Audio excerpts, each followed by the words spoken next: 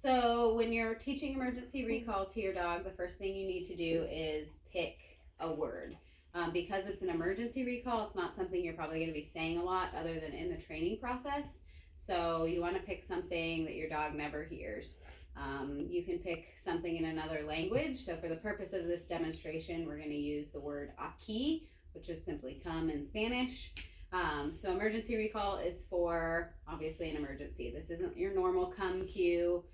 This is for like your dog is maybe going to get hit by a car and you need to recall them to you really quickly, or maybe they're going to eat something or interact with something on the ground that could be dangerous and you need them to come to you. You don't want to use this if you can't reinforce it unless it is that emergency. And you're going to want to reinforce it really heavily before you ever try and use it. So the way to start emergency recall training is to get something high value. So I have chicken meatballs in here, and you're going to start pairing the cue similar to the way you would pair your marker cue. So I'm just going to say the word aquí and then give him a big handful of chicken meatballs.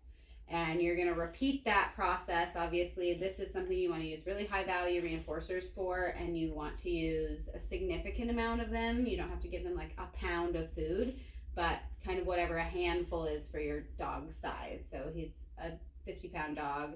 So if you got a decent size handful, if you have a smaller dog, you're obviously going to want to adjust your handful for your smaller dog. Once you have done a lot of sessions where you've just said the word and given them the high value reinforcers, you're going to start moving away from your dog a little bit, Aki, and having them come to you and then get the reinforcer. Now, he doesn't know this word. This is a brand new word for him. So your dog will naturally gravitate towards you for the reward after you've done your due diligence on pairing the command with them right in front of you first. And then after they are good at a couple of feet, you're obviously just going to keep moving distance. And then you're going to add in distractions. Once they're good at coming to you from a greater distance, you're going to work it outside. Outside is more distracting than inside.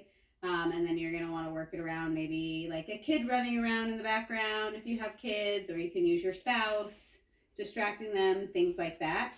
And if you have any questions, contact us for help.